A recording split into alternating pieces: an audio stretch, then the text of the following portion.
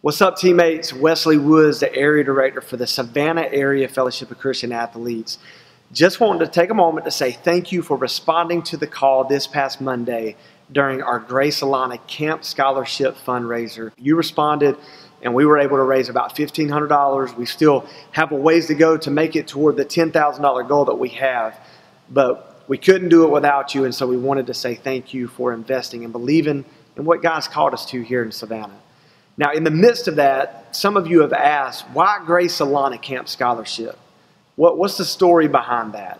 Well, today we had an opportunity to sit down with Mark Solana, who's Solana's dad, and he shares the backstory of why our local FCA Camp Scholarship Fund is named after his son.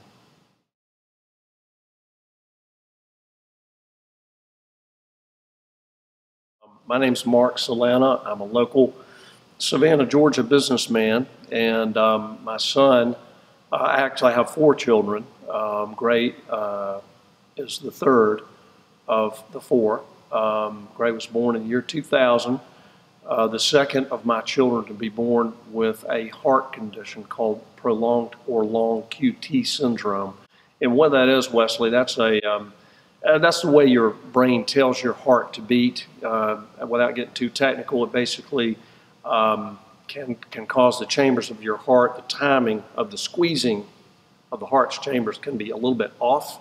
So when the heart starts beating rapidly, it can get confused, and then it can basically just start quivering and not getting blood to your extremities, and that's when problems start. And that's what happened. That's what happened with Gray. The unthinkable. We really hoped that would never happen, but it did.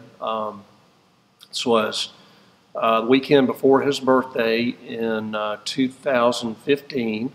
He was about to turn 15 years old, and I had gone out for a day with his 2 older brothers that came home from college. The 4 guys went out. We went out to the Forest City Gun Club to go shoot a little skeet, and came back home. We had gone to Dick's Sporting Goods so Gray could look for some birthday presents, give some people some ideas, and then we went home. Everybody went off to their own room. And I was in the den, and my wife had fixed a nice supper for everybody, and we called Gray to the table, and we didn't get an answer. So after calling him, 3 or 4 times, getting a little aggravated with it, we went down the hall and started looking for him, and got a little panic because we couldn't find him.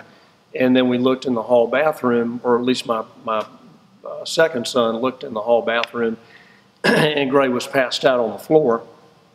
And we called 911. We started doing CPR. Did everything we could do. Obviously, a lot of prayer in those moments. The ambulance came. He went in the back of the ambulance. His brain had been starved for oxygen. excuse me, for about 8 minutes. But I have a neighbor who's a cardiologist.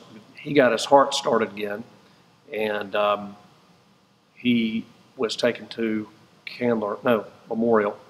Taken to Memorial Hospital and their pediatric unit, and we tried to revive him for 36 hours, and but he was just, his brain was so damaged at that point, so oxygen starved, that his vital organs just wouldn't work.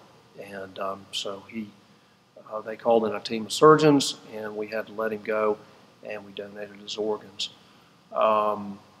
It was very sudden and very shocking, and I wouldn't wish it on anybody. But that's life. Life can be long and drawn out, or life can be short and stop quickly. None of us ever really knows when our last moment is going to be. I could walk out the front door here and get hit by lightning, or hit by a train or a truck or whatever. So I think it's just very important that we're all ready when that time comes. And I thank God Almighty, Lord, thank you that Gray was a believer, as my entire family is, but Gray was a believer. He believed that Jesus Christ died for his sins. And I have no doubt that Gray is in heaven right now. So that's one reason I really wanted to become involved with Fellowship of Christian Athletes, because Gray was a good athlete. He was a good boy. He was a good kid. You know, he wasn't perfect. He'd be hard-headed. But we have a lot of wonderful memories. He was, like I said, he was a good athlete, though. We just had to watch him, knowing that he had a heart condition. But he was cleared by his doctor to do stuff. And he loved it. He loved playing basketball, flag football. He couldn't play full contact. We tried to get him to, his older brother tried to get him to play golf. He goes, no, that's not even a real sport. But whatever he did, he was committed. He was into. And that goes for his faith. When he was, we're Methodists, and when we went to confirmation back in 2014, he was confirmed as a member of the church. You know, we don't, Methodists are sprinklers, but he had already been sprinkled. But as a part of confirmation, our pastor asked if anybody would like to be immersed in the Skidaway River, and he said, Daddy, I absolutely want to do that. And this was in February when they were immersed. It was in late February. The water was cold. The gnats were out. There were about 6 or 7 of these kids that did it out of 30. And but he wanted to do that. He had a strong, quiet faith, a strong, quiet way about him. And I'm fully invested and aware of his whereabouts right now. He's a lot better off than any of us are.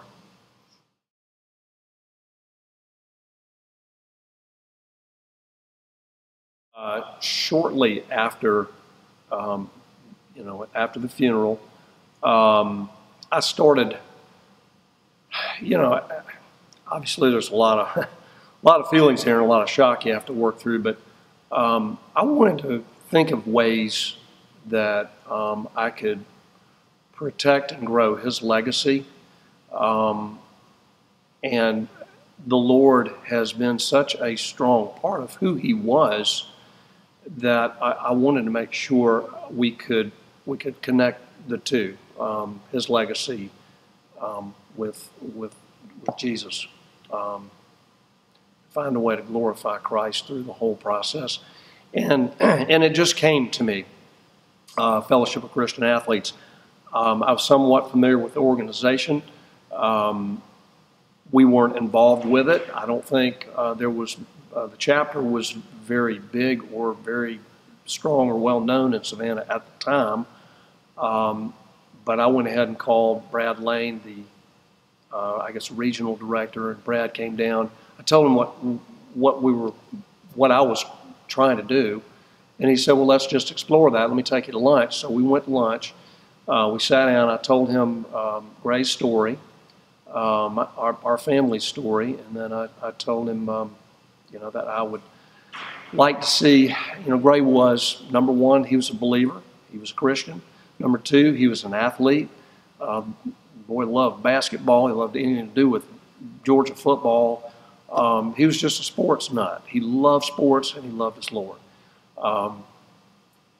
Those are two naturals to me. They tie together for who Gray was personally. And what can we do, Brad? You know, if you got any ideas. And after we continued to talk about it, talk through lunch, I did a lot of the talking. But Brad blew me away at the end of the lunch meeting, and he said, well, I tell you what. He said, sounds like your son was a fine young man. He was an exemplary young man, and I want to name our local Camp Scholarship Fund after him. And, of course, I almost fell out of my chair because I knew that was a legacy statement. I knew that would strengthened, obviously, forever my bond with FCA, our family's bonds with FCA, but more importantly, it would, it would just, people would want to know who Gray was, who was this kid. And I would just want to tell each and every one of them that he was a Christian. He was a believer in Jesus Christ. And I cannot tell you, from a parent's perspective, how much comfort that gives you to know that your child is in heaven right now.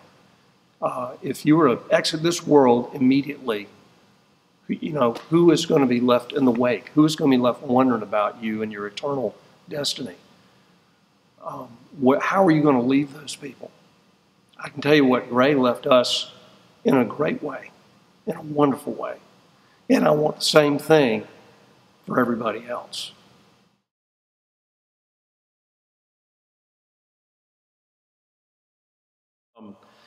Well, it's not like we all want to have another disease we got to worry about.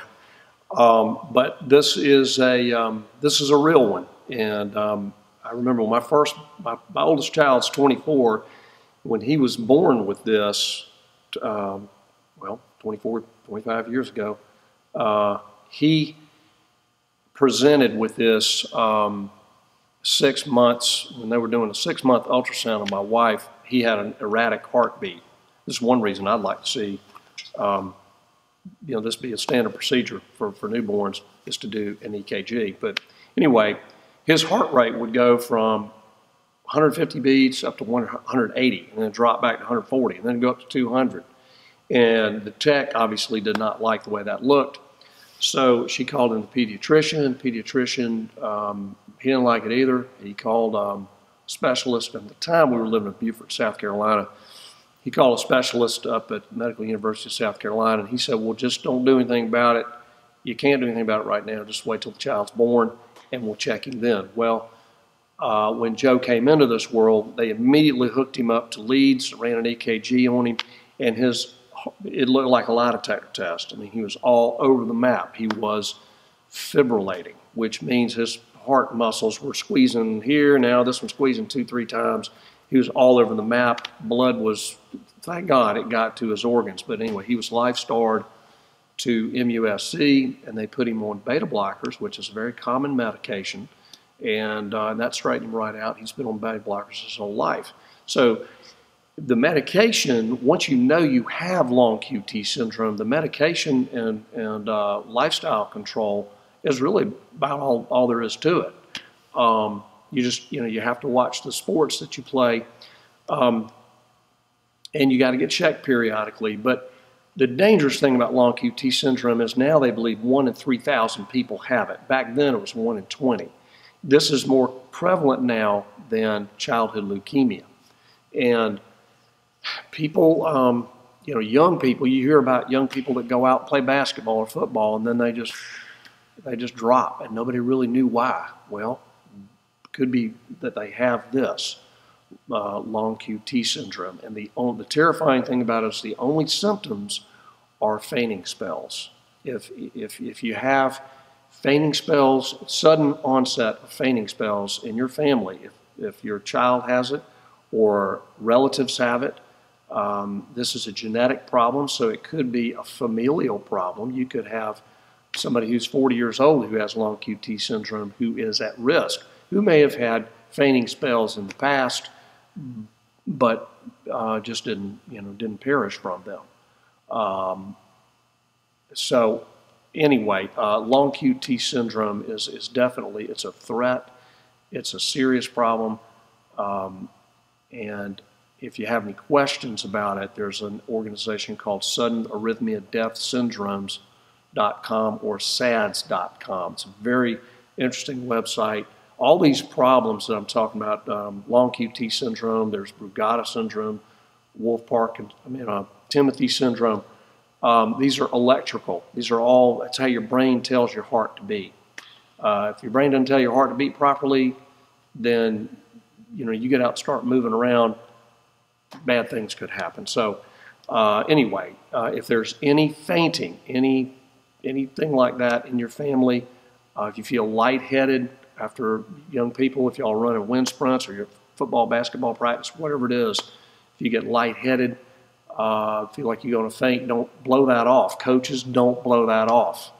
That could be a real serious issue, potentially lethal. My son had something called sodium channel long QT syndrome, which strikes people more randomly.